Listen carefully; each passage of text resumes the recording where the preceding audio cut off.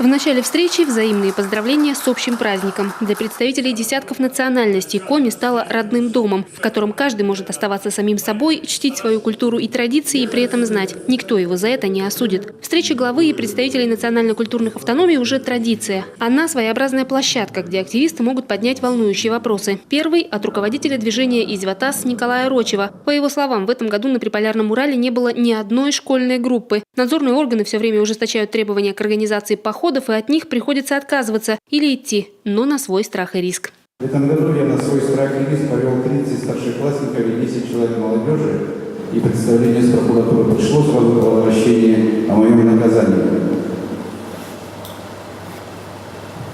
Не было такого еще ни разу. Я 33 года вожу эти походы, и ни одного такого, что никаких травм, никаких ЧП не было. И вот мы тут сталкиваемся с тем, что легче запретить, чем подготовить кадры хорошие.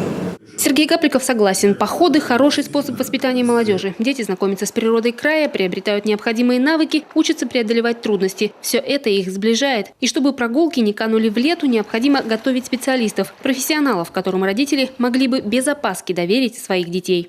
Мы максимально сегодня нацелены на то, чтобы такую деятельность развивать, чтобы мы стали где-то в какой-то части пилотными регионами. И, конечно, Николай Алексеевич, и на территории Ижевского района, с вашим участием, конечно, нужно создавать не только для детей выездные лагеря, а для всех тех, кто должен получать такие навыки.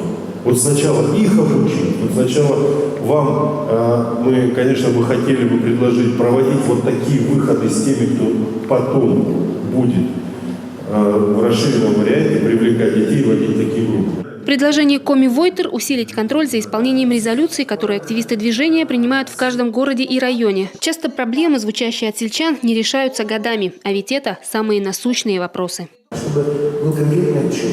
Приглашались на совещание в муниципалитет, руководители муниципалитетов, представители Изватас, и чтобы мы понимали, чтобы каждый глава понимал за каждую резолюцию, за каждый пункт.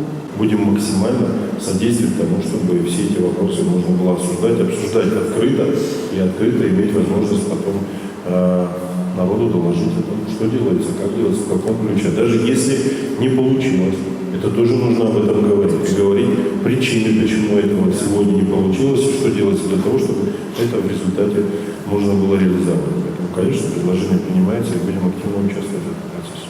В финале встречи Сергей Гапликов отметил, настроение жителей республики меняется в лучшую сторону. Пусть пока не все, но уже очень многие понимают, только личное участие в судьбе края может изменить жизнь к лучшему. Видимо, поэтому все чаще вместо вопроса, что регион может сделать для кого-то или чего-то, глава слышит от жителей совсем другую фразу – а чем мы можем помочь. Светлана Некрасова, Антон Ворожищев, телеканал Юрган.